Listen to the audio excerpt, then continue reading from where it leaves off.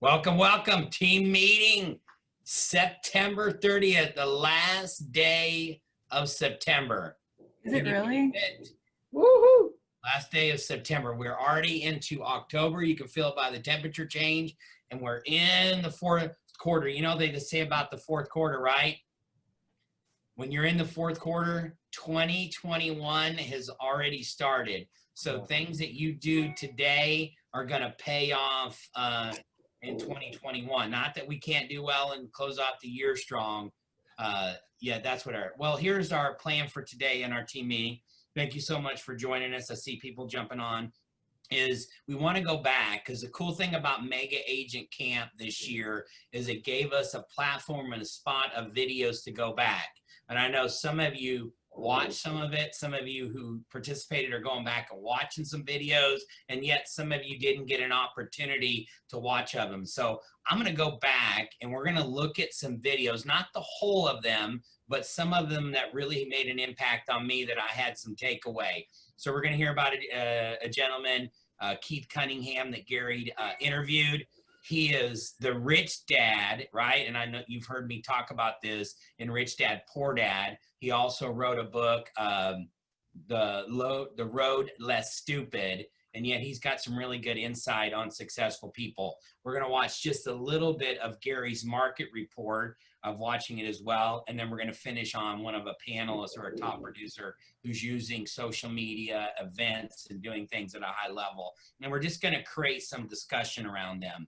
So that's kind of my plan today. I know we get people coming on. I got to look at the number.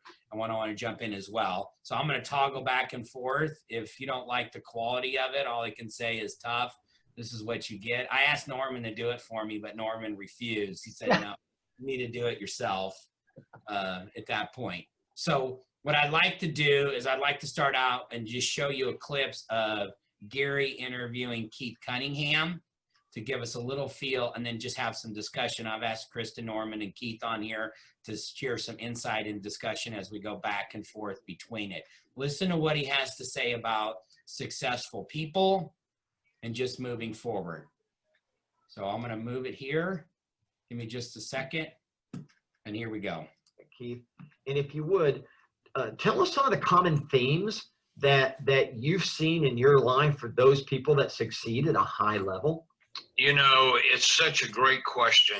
I think there are some common themes, but I also think that one of the mistakes people make is that they look for a magic pill or a secret sauce or some sort of voodoo economics that if they just could do this one thing, then it would automatically lead to success. One of the things I love people to do this exercise. If you have a piece of paper in front of you, draw 3 intersecting circles. So if you drew 3 circles that all 3 intersect at some point, in the upper left-hand circle, you might want to label that one something I'm good at. And in the upper right-hand circle, you might label it something that people want. And then in the lower circle, you might label that something that people will pay for. And where those 3 circles intersect, something I'm good at, something that people want, and something that people will pay for, that tends to be a sweet spot. Now, if you thought about 3 intersecting circles, right where they intersect, there's another little component, which is called luck. And most successful people don't like to talk about luck, but the reality is, every honest, successful person I've ever met would say, yeah, I mean, I was good at it and people wanted it and they would pay for it. And you know what? I hit a crease. I hit a sweet spot. I had the right product at the right time. Had I been 5 years earlier or 10 years later, if I wouldn't have had this particular partner or that particular mentor, or if I was in a different market. So there is some luck involved. There's some luck involved with being successful, and there's some luck involved with being unsuccessful sometimes. Sometimes you can do all the right things and it not work out. And there's a terrific book that if you haven't read it, I would highly recommend it. It's a book by a professional gambler. Her name is Annie Duke. Anybody that watches the poker stuff on TV is going to be familiar with Annie Duke. And unlike most poker players, Annie is actually highly, highly educated and has written a book entitled Thinking in Bets. Thinking in Bets. And the book is spectacular because it helps you realize that you need to not only collect data and analyze the data, but then there's some risk and you make a bet, but you're thinking in consequences. And I love the way her brain organizes this idea of, okay, what's it take to be successful? You can have a great hand and still lose the hand. And you can have a lousy hand and still win the hand. And so it goes back to this idea to me that business is not a bathrobe. It is complex, and there are some fundamentals. I named four: something you're good at, something that there's demand for, something people will pay for, and then there's some luck. I think there's another fundamental, which is consistent execution. I think a lot of people.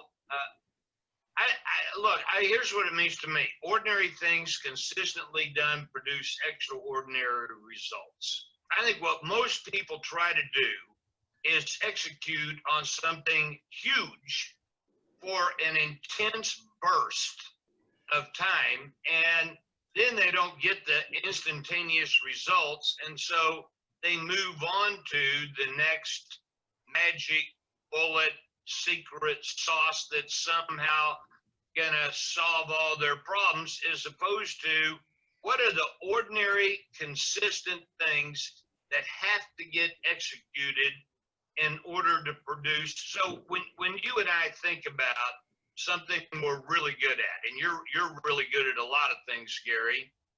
If you think about things that you're really good at, you didn't get good at it as a result of one huge thing you went and did last Tuesday. The stuff that you're really good at, you executed on over a long period of time, and you executed ordinary things. And I think that's, to me, when I see success, I see people who have stayed with it. I see people who have focused. You and I have had a number. I remember a lunch. Okay, that's the clip I wanted to get started with today. So, Keith, Krista, Norman, when you hear that and you write down some notes, what do you hear? Oh my goodness, this is so good. I love him. Yeah, hearing him talk about, the fundamentals of business. I mean, first he talks about his opinion that there is some luck involved, some chance. Although I love thinking when you talk about gambling, the house always wins. How can I be the house? Yeah, you're going to lose some, you're going to win some, but how can I be the house? That's where my mind goes. What I liked about it was when he was saying consistently doing ordinary things which will produce extraordinary results. I've heard it said different ways, like success is boring. It's doing those things that aren't exciting, aren't sexy, but sticking with it. And then it's like a compound effect. You hear Gary talk about it with the hockey stick. You're going along, all of a sudden, boom, you hit that spot. He calls it a sweet spot of luck. I'd like to call it a blessing. And then boom, all your hard work hits that critical mass and it takes off. So that's what he was saying. And that gives you, to me, that just reinforces and gives me excitement about okay, you make those calls, you write those notes, and it seems boring. You're like, oh, I got to do this. But if you stick with it, you have a system. You never know when that moment's going to hit. But if you put the work in up front, it's going to hit. Yeah. It's not that golden carrot. We talk about the golden carrot, the golden bullet, you know. You look for the one thing that's going to make you a bunch of leads that's going to become your buyers or sellers. No, you know, you're going to get a few out of those, and then the agents go like, that ain't working. And then they move on.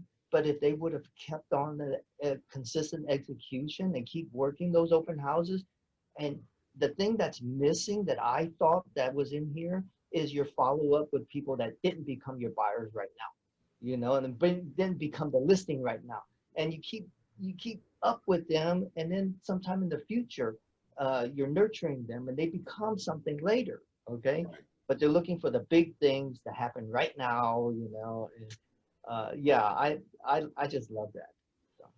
Well, And I another- like the 3 inner circles, right? If you get into it, is something you're good at, people want it, people Can I will show pay this? for it.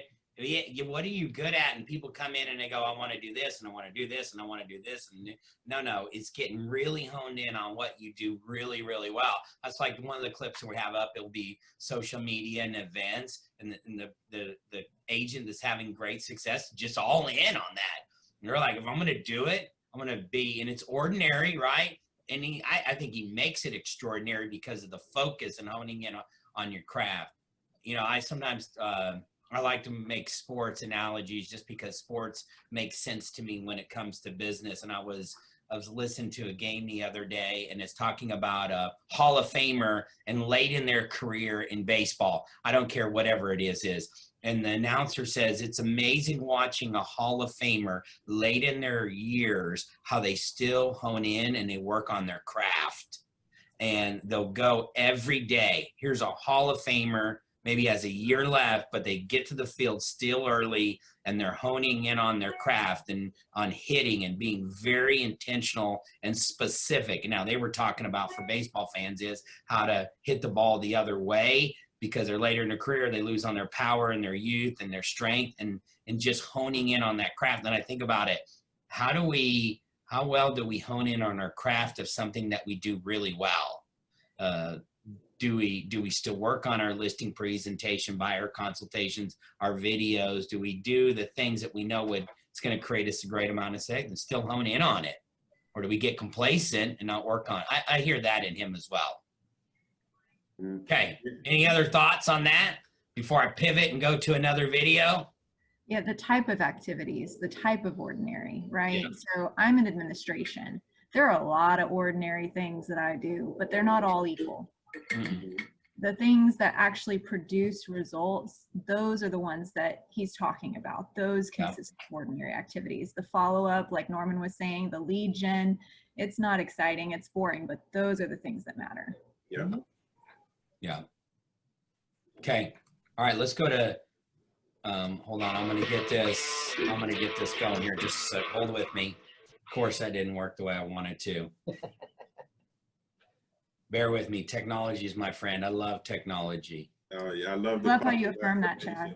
Yes. That's right. I'm going to keep That's right. saying it. I love it. That's right. That's Keep right. working with it. All right, hold on real fast. I'm going to jump us to our screen. You guys see that? Yeah. All right, great. I'm just jumping right into Gary's market report. And he's just going right into the things that could impact our market moving forward. Here we go. Unemployment was around 5% in 2007. Now, just as a sidebar, the national historical average in the United States, and today because of a limited time on this, we're just going to use the United States as kind of a placeholder for what can happen around the world. But in the United States, the national historical average is 5% unemployment. And I would just say to those, I mean, we have probably 52 countries watching right now. Yes. So hello, KW Worldwide, and everyone in Canada and Mexico. Watch the numbers that we're tracking. If you can track unemployment, GDP, sales, interest rates, the same handful of stats, that's how you get really informed and understand everything that's happening. Yeah, that's exactly right.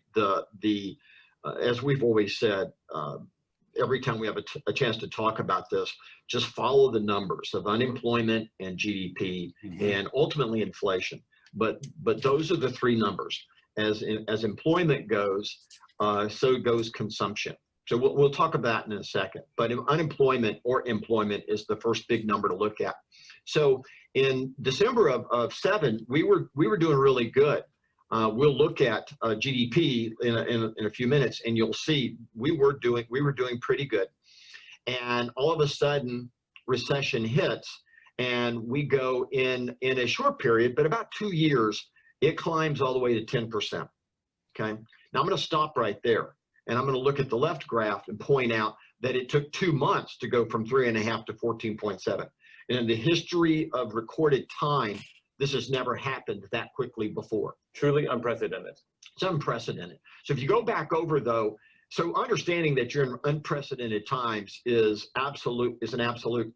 If you go back and look on the right again, the second thing that you notice, Jay, is how long it took to unwind that 10%.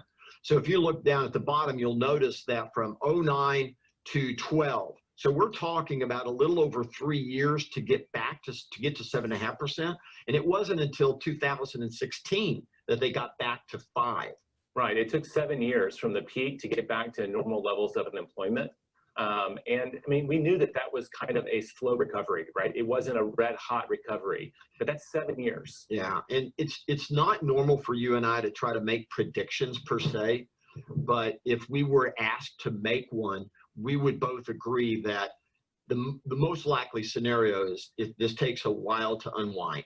Yeah. This is not there's not going to be anything as a fast recovery. Mm-hmm. Take a while to unwind. Notice that we ended up, though, rather rapidly back as the economies start opening back up in certain areas, that it settled back in at 8.4. Now, well, we both talked about this. We'll know by the end of the year, we'll start to be able to tell like how many of those people are going to stay unemployed. I mean, this is opening and shutting. People got furloughed, they got brought back. We're going to see how this unwinds in the next few months to know like what is the actual true unemployment level that we are setting this at right now. Well, and here's probably the most important slide that we could show you today. This we're going to spend a few minutes on this because we need to unpack this for you to fully understand what's going on. So let's start on the right and look at leisure and hospitality. So this would be restaurants, hotels, music venues. You know, just as a sidebar, we're in the historic Moody Theater, and this is the home of Austin City Limits. There's no music going on. It looks a little different than I've normally seen it. But this venue is in there. It's been impacted as well. There are no live tapings of Austin City Limits going on right now, with crowds in the audience. So that's what that is. And I want you to notice that the unemployment rate for this group is 21.3%. Now put that in historical perspective for us. I mean, we haven't seen that level across the board since the Great Depression, when almost a quarter of Americans were unemployed. So that's a massive number. And for that segment of the industry, it's really devastating. And we all know that. Yeah, that's exactly right. If you swing over to transportation and warehousing, sort of in the middle at 13%, this is by air, by water, by planes, trains, buses, moving people largely, right? Transportation, and then the warehouses that serve retail and everything else. That's exactly right. And they're at 13%. So, which again is astronomically high. So I want you to notice that what's happened so far has impacted the men and women who make the least amount of money on a weekly basis on average have been impacted the greatest. Right? I'm not sure you said that. The blue bars is the average weekly income by industry, and the purple bar is their level of unemployment. Yeah, so you can see it's very unequally being meted out in terms of unemployment and opportunity. And if you take the four to the far right, so from transportation and warehousing, education and health services, retail, trade, and leisure and hospitality, and you average that out, it's about 12.3%, Jay, which again that's a major recession. For that group of individuals, that is a major recession. Now, if we go to the far left, This is where the story applies directly to the real estate industry. You'll notice the men and women that have the highest weekly earnings in the United States were impacted the least. They're below average in terms of unemployment. Well, 4.2%, an economist would tell you, is very close to being 100% employment. Right, because some people are migrating between jobs. That's right. 4.2% is just is an incredibly low number. If you take the five that are from financial activities all the way to manufacturing, that average is what? 6.3%. So the five highest paid industries are just a little bit above average in terms of their unemployment rate. Yeah, and if you take out financial activities and just take those four, that number is what? 6.8? Yeah, 6.8. So again, even though, just as a sidebar, Jay, even though 5% is the national historical average, anything at 6 or below is a really good number. Yeah. You're at 6 and your economy is okay. It's not great, it's not amazing, but it's okay. You're not in dire straits. So if we literally look at from manufacturing all the way to financial activities, they're not as a group overwhelmingly suffering. And these are the highest income earners in our economy. Well, I mean, the punchline, Gary, I mean, this is what we're trying to get at, is those people are the ones that are buying and selling homes, and we'll see how quickly they did it. This is how you have the sales that we've been having. That's right. How you have a spike in the stock market when you also have this high unemployment. It's just not hitting the same people the same way. Well, you mentioned the stock market, and we just want to remind you that the stock market is not the economy by any stretch of the imagination. It's not. It's a completely separate animal unto itself. But what I want to just dot the I that you just said, and that is the reason why the real estate industry, one of the reasons that the real estate industry has so far not been incredibly affected is because the men and women that make the most amount of money are the least that are suffering financially at this point. That's right, at this point. Now, we'll make this Did comment. you guys hear again, that? Hold but on. please understand Let me turn that on. that if something doesn't, All right, share some thoughts you guys got from that piece. I'm gonna share. Did you guys hear who had just had a major layoff yesterday? No, I did not. Disney laid off 20,000 workers. Mm. And it just kind of confirms what they pointed out in that graph. The low, the right side of the leisure, the industry, the folks that aren't making the big bucks are the ones being impacted the most. And he didn't get to say it in that slide, but I think what he was leading to is it's not going to stay isolated to one side of the graph. The pendulum has to swing. And then sooner or later, it's going to impact that left side of that graph. What else did you hear in there? I mean, I was picking up Yeah, on and the reason I liked that clip was the very piece, right? Because sometimes we have a hard time describing the market that we're in because we know people that are impacted by it. And what we've heard is that our highest income earners in the fields that are not being impacted are the ones that are buying and selling homes. That's one of the reasons, but that's a really good reason. Yes, we had a built up supply and demand, but that's one of the pieces as well. So that's just something to keep an eye on. And it's going to take a little bit to unwind this, even if whatever your politic affiliation is, even if they open back up, the universe in January, it's going to take a little bit to unwind this. So we're going to still have an impact moving forward. And it's going to show up in our real estate industry. So what I was picking up on was, the higher income earners, those are going to be your people purchasing higher priced homes or possibly investment homes. And they still have the financial capability to do so versus the lower income earners, which might be your first time home buyers, your renters, or I would say renters, because we're not seeing that show up in entry level products. That's where we're still high demand in our area. But the renter market is going to show up sooner or later in that. And yet some of you, I know that I was talking to a couple of teams, is they can't keep the rental properties on the market right now either. So eventually this pendulum is going to swing. I don't feel like we're going to stay in this market, and yet there's going to still be plenty of opportunity come next year. Don't hear anything else. Everyone needs a place to live. Everyone, if they can't buy it, they need to rent it. We're going to have to work through it.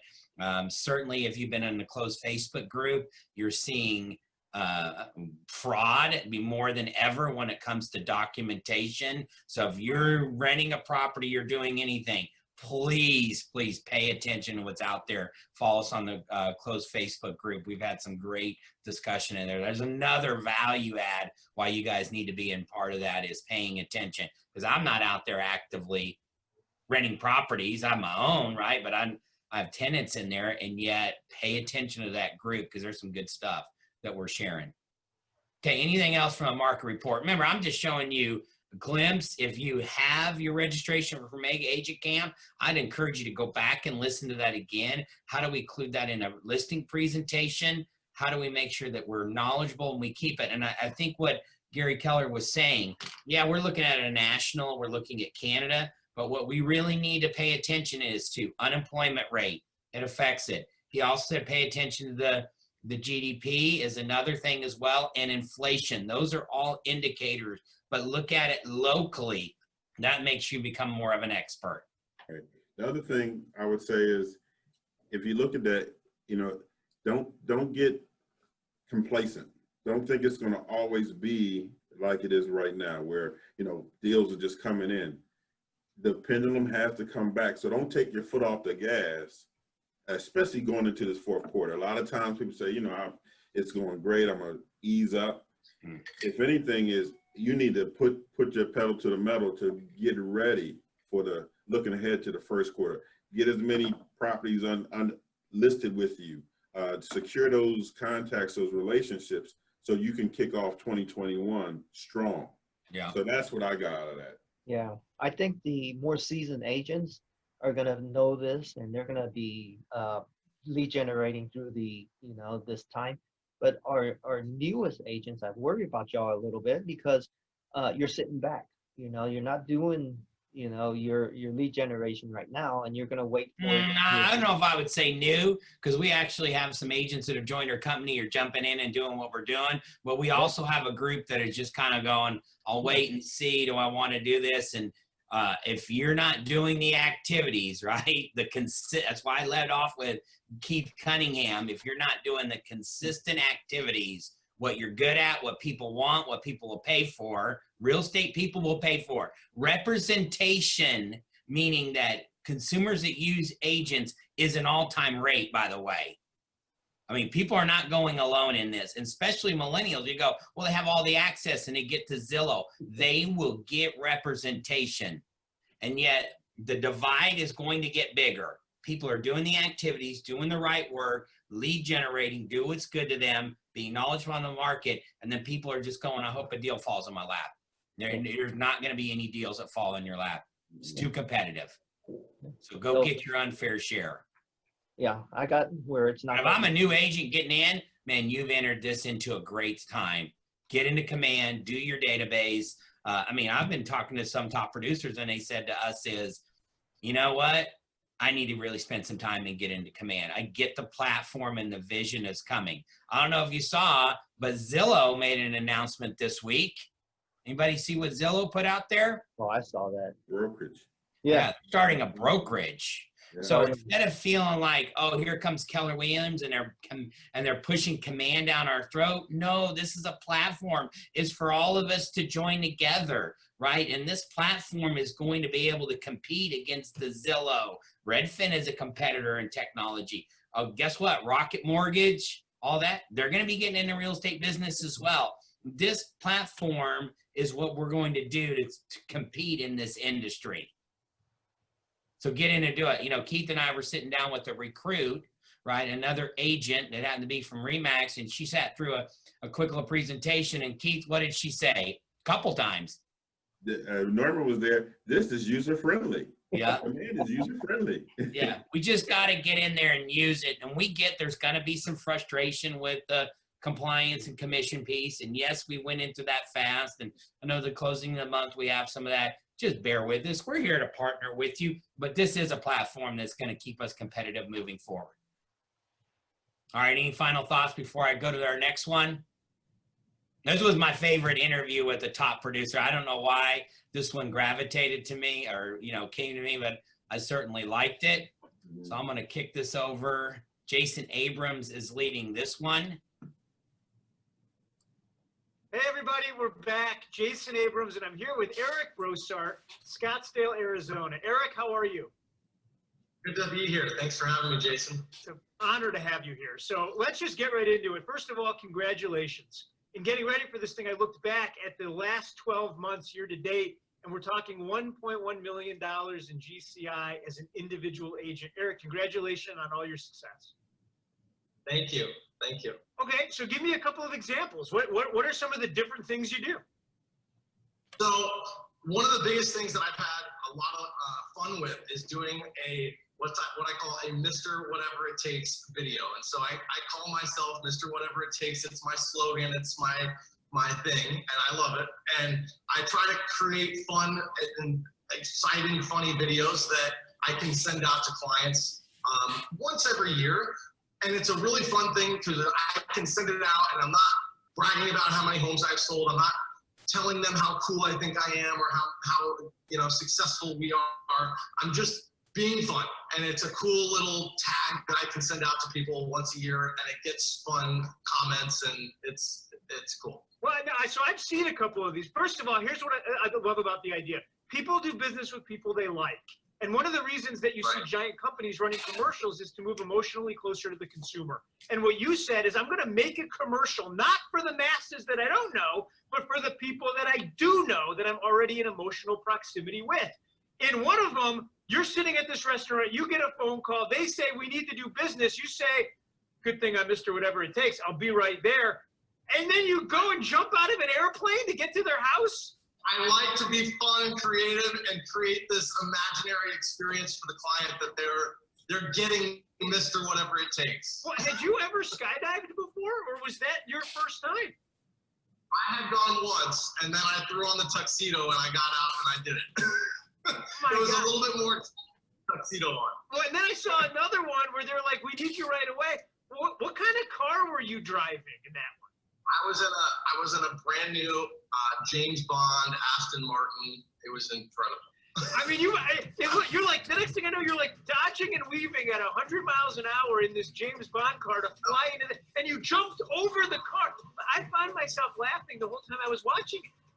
Yeah, that was the point. So when you sent that out to your people via text, and then you put that on Facebook for your network, and you used command to do it because you targeted the people that were in your data bank through the Facebook campaign, which was that. I love all of that. What were some of the comments you were getting back from the people in your SOI when they watched it? This is so creative, so much. I mean, I don't know how to answer that, Jason. Well, let me ask you a different way. You send out these awesome videos. You use Facebook to do it. You had to have gotten feedback. Like, how do you know what you did worked? Let me ask you this. If I sent out a just sold card to everyone in my data bank, I don't know that anyone would call and say anything to me. Did you Correct. get phone calls and text messages? That's the difference. So I got text messages, I got calls, and I got tons of Facebook comments, which is the best part about it, because I knew it was getting looked at, I knew it was getting seen, and I knew it was getting good feedback because I was getting good text and calls back about it. I love that. So then COVID hits, and you look up and you decide you now got to try some different things. And you did a few really unique touches. Tell us about one of them. So the first one I did was Eric's top 10 movies, because I don't know if you're anything like me, I'm sure you are, but we were watching a ton of movies here at this house. So we had Netflix on, we had, all these different shows we were watching, and I just made a list of my top 10 favorite movies that I watched and my top 10 shows. We created a nice, cool pamphlet flyer. I put together a popcorn delivery with Cracker Jacks and snacks, and I went and I physically dropped it off at all my clients' houses. They loved it. It was probably the most successful SOI event that I did, even more so than the videos. And you did it in a really responsible way, meaning you left it on the porch and then stepped back. So you did social distancing, but you gave them an experience. What I'm hearing from you is Jason, I'm done making touches. I'm now delivering experiences. And that's what Mr. Whatever It Takes is. Yep. The other one that I did last year, which was also really successful, this was before COVID hit. This was for Thanksgiving. I hand delivered 127 pies to every one of my clients, either houses or offices, in my tuxedo. But the thing that I saw that you did that was cool was you showed up in a tuxedo and then you took a picture of you with your customer. They then were posting those all over Facebook. That was part of the gig. So I created another flyer. I think flyers are important. And I told them what I wanted out of the experience. Hey, post your photo on Facebook, tag me, and you're gonna get put into a raffle if you do so. So it gave them an incentive, and then I have prizes for the first 3 winners based on the best picture. And then I had them sending it out all over their Facebook page to all their friends and tagging me, which was free publicity. It was awesome. I love it, man. Hey, Eric, Gary Keller says that for the love of real estate, and he says this is the greatest industry in the world. And it seems like it's changing your life. I'd love to get your thoughts on it. If it wasn't for residential real estate and Keller Williams, what do you think you'd be doing today? I don't know. That's the I thing. love this. That's the thing about this. So many of us fail into it in one form or another. And then you get here and we realize that we're in the greatest industry in the world and we're all living our best lives. And I think your story is the Keller Williams story. Thanks for being here. Thanks, Jason. All right, that was awesome. That's one of my favorite ones. Obviously, you can tell why I was packed through there. What'd you guys hear out of that one? This was so fun. I didn't get to see this during the mega camp. I was watching another breakout session. So this is such a fun experience. I love how he's hitting on the experience, right? It's not just the item, it's not just the call, it's the experience. And I might be a little bit biased because, they talk about millennials are all about the experience. And, I am a millennial. I'm on the cusp there. So maybe that's why. But I love the experience piece of it. The drop-bys, the tuxedo, the imaginary, commercial that he has. Yep. What else do you guys hear? I was watching another one and they mentioned it also. And he kind of mentioned it a little bit in here, but he didn't actually say it. It's let others tell your story too. Yeah. So he got them to post it. And so their friends posted it. Friends usually have influence on, their friends also. So if they post. Well, break that down specifically. He either created flyers or he sent them the picture specifically and says, hey, go post this. And when you do, I'll put you into a raffle to win another prize. Yeah. So, I just saw this online done by another major company yesterday. I noticed it. I mean, companies do this kind of thing all the time. But Amazon, we're getting ready for Amazon Day coming up. Amazon has a raffle. If you take a picture, you hashtag them, you share it, you get entered into this drawing. Yeah. That's what he's doing. He's copying a system that works, obviously, because it's being done by the best companies out there, and he's doing it in his own circles, and it's working for him. Yep. He Yeah. made it fun. He took something and he made it about the client, not himself, didn't brag on himself. I didn't sell this. He made, like you said, the experience focus on them. And then they could take it and say, look at what I have, and share it to all their friends. And not being the millennial, it's hard to get out of that business and get into the experience side. So I think for what he showed me is you can make it fun. You can have fun with it, but you can do it in a way that it focuses on the client and it can still be about business, but they never know. It's all about them. Yeah, well, he's bringing it says people will do business with people that they like. Mm-hmm. People will do business with people that they like. And so he goes, okay, how do I get them to like them? Yeah, you're talking, Chris, about a major company that runs advertisements because they want to connect with them. And yeah, we don't have to do that. We can also do that with our data bank, right? Hence, if we put them in command, it's easier for us to send these videos with them. And he's creating an ultimate experience. He's using events. He's using social media. I mean, he's having fun too. It's contagious. It goes back to the Keith Cunningham. What do you do well? What do people want? What will they pay for? The pay for in the real estate is if they want it, they're going to do it. Because they like him, Mr. Whatever it takes. I love to see the video. I didn't go back and watch of him jumping out of an airplane in a tuxedo. Well, you know what else I heard in this? You don't have to be a highly experienced agent to do this. No. I mean, because he's not bragging on how many sales he's had. He's Nope. he's leaning on his relationships, and I guarantee you that they're keeping him top of mind. Yep.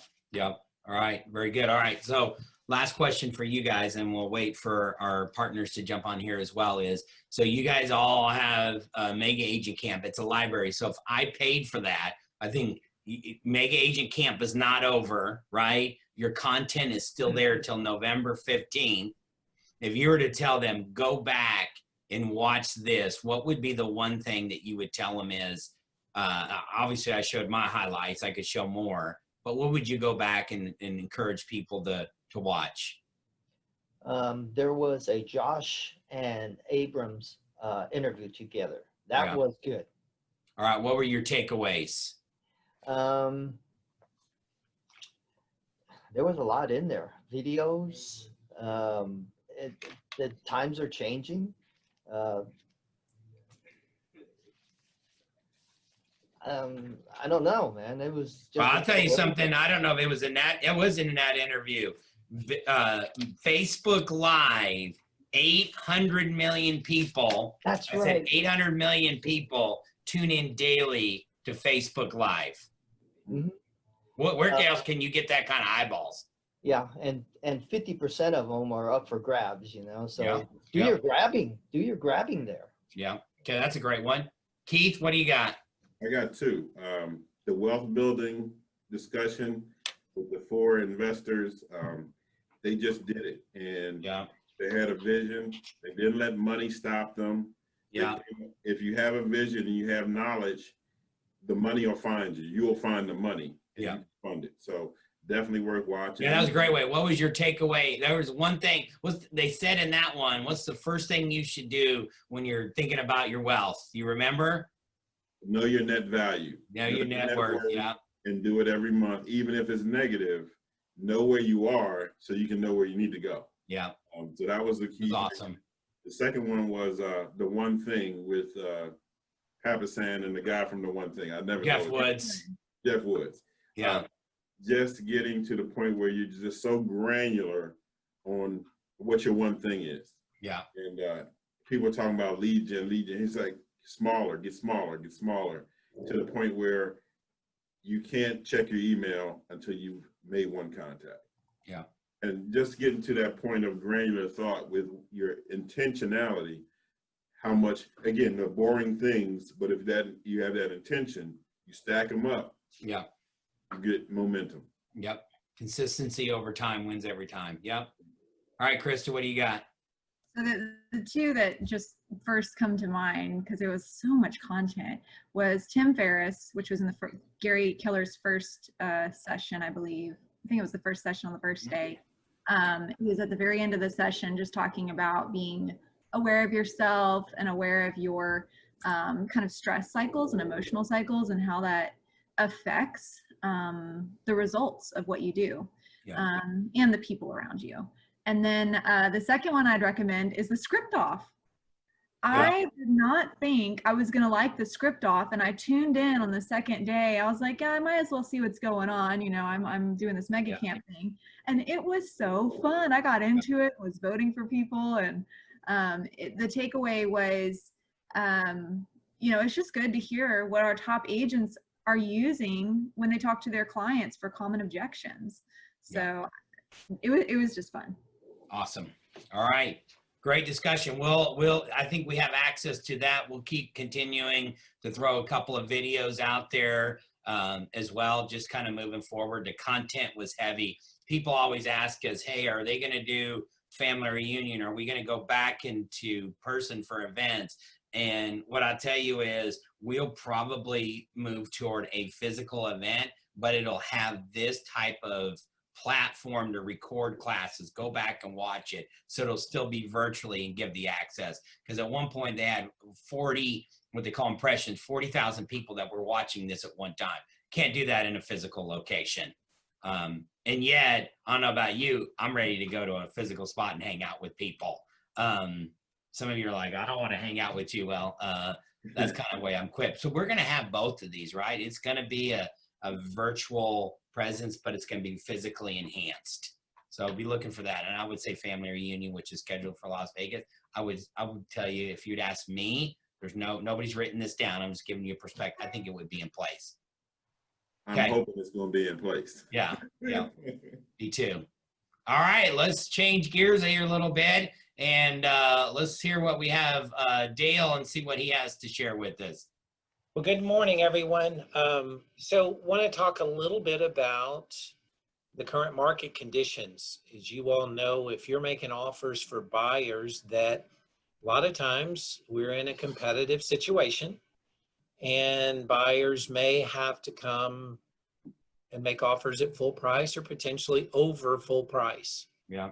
I'm thinking that that's what's going on pretty common right now in the market. And so the appraisers have not yet caught up with the idea, apparently, that the market conditions would dictate that values, because of the desire or the quantity of loans. What am I trying to say?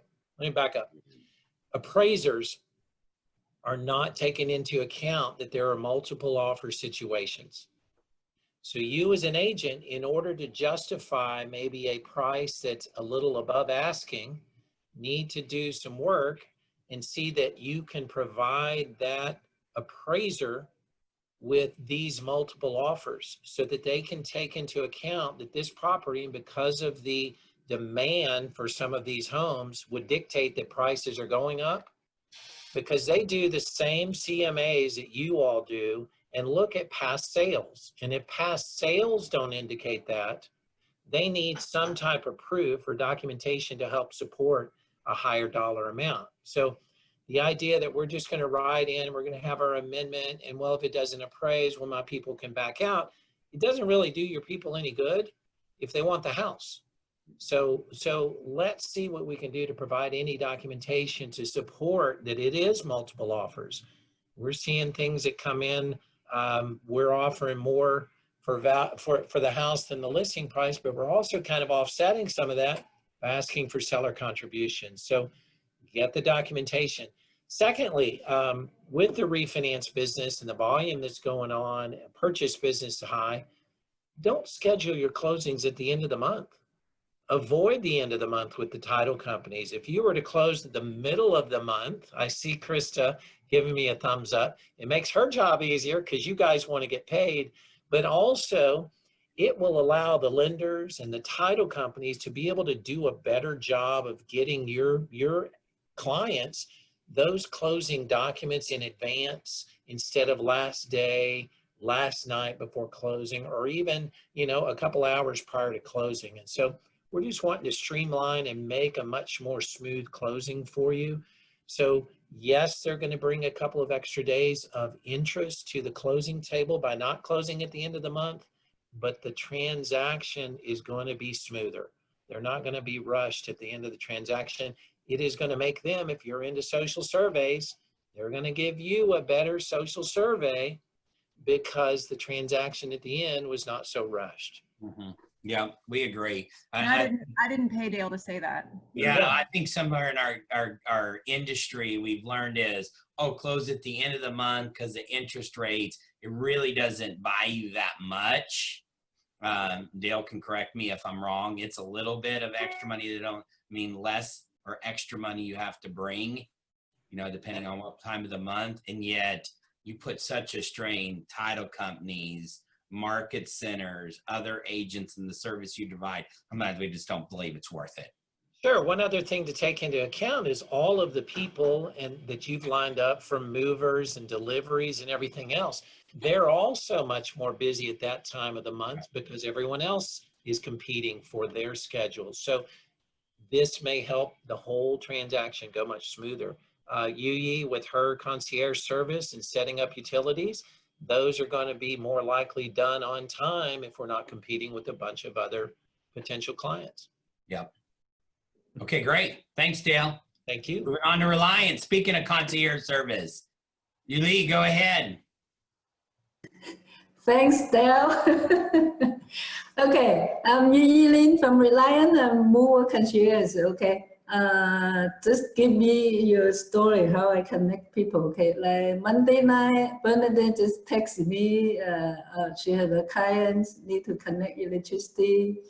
She gave me the closing day address, phone number, and name, and tell me to call her tomorrow. She's expecting your call. So I called her yesterday and closed the electricity, and we also closed the home security for her. So she only sent me this much message, then she's making $325 for referral. So for the home security, you make $250, and electricity, you make $75, okay? So it's most of the time it's not about the money, okay? It's about the service, because when you give your client my direct number, it's my cellular phone number. I pick it up most of the time before I go to bed, okay? And then I also provide a number for water, connect water, gas, and internet. So it's really convenience for your customer to reach me when they have questions. Like last week, I have a customer, she did not pay the bill, and so they get cut off the electricity. And then she paid the bill, and then supposed to get the electricity back on 5 p.m. And then, okay, she has a store, okay, so she went home and next day go to the store and still have no electricity. And then she called Centerpoint. Oh, Centerpoint said, oh, I'm going to connect you today. And then later she called me, and then I said, yeah, give me your account number, I check for you. So when I check, actually, it has electricity, but he said, how come I still don't have electricity? I said, flip your switch on the circuit breaker. And then she flip it, she have electricity, okay? Most of the time, even though a lot of agents, they've been on the real estate for a long time, but still it happened to me, it happened to me a lot. They call me a lot. How come my electricity was supposed to turn on yesterday? How come I still don't have electricity? Most of the time it's the circuit breaker, because when people move out, they turn it off, okay? So it's like, I mean, like couple times I have customer, like they don't have electricity, they don't know how to open the garage door, and then I have to Google up the video and show them how to open the garage door. That kind of thing is like, it's really convenient for your customer, okay? Yeah, well, that's a concierge service. So, all right, fantastic. You got your contact information there. Use it as well. Perfect. What's going on in the world of title? Hi, how's everybody doing today? We're great. Sorry, I was a little bit late. You better be good. If you better close this out. Right? Oh, I'm the last one? Okay, Yeah. exciting. That means I don't have to give up my time. You guys have no idea what you just did. So in the world of title, there's not a lot of changes. I will say that we are extending the remote online notarization waive fee through the month of October, excuse me, the month of October. So once again, we're just going to make sure that we have that fee available. So if anyone does want to close remotely online, that's still an option. Outside of that, you guys all know what's happening in the world in regards to lumber. So we were just having a conversation about that as well, what that means to us in title and you as realtors. For us in title, that's a benefit for us in title, especially since resales tend to be our bread and butter. If you're a realtor and resales are your bread and butter, then you know that this is an opportunity for you. Since COVID-19, like new home sales kind of went to this really high level and everybody was doing it. Well, this may be an opportunity for you to start marketing against resales and showing the benefit and the positive side of resales. Oh my goodness, that looks like such a cute baby. I got a little distracted. But that's something that will always help you to know that there is an increase in lumber prices. And I don't know if you guys discussed, did you discuss that already, Chad? And I'm just— No, we didn't talk about lumber. Oh, okay. So there is an increase in lumber prices, which means start packs for builders are actually going to be at least 2 to 3 folds higher. So that means a frame pack for a builder is going to cost anywhere between $4,000 and $20,000 more, depending on the size of the house. That, of course, is going to change their profit lines. You're going to see an increase in what they're going to do for their price points. So that that's going to change your conversations with your clients about new home sales. Maybe that puts a resale back on the market for you that they were considering before. Even if it's something that's older that they may have to remodel, it may be a better price point for them than going to the new home sales. And if you do that, then that gives us an opportunity at Celebrity Title to gain that title business. So all around a win. But just be aware that that is something that's happening. There currently is a tariff on lumber that's coming out of Canada.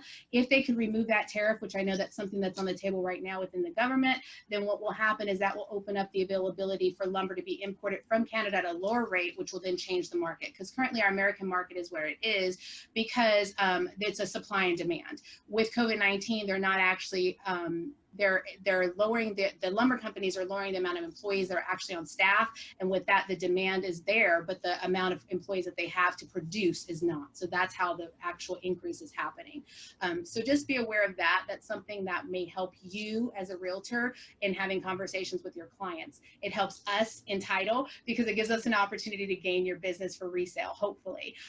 Outside of that, the other thing that we always have going on is, you know, we're education leaders. We're trying to become education leaders for you and for your realtors. So anything that you need, just go ahead and reach out to us.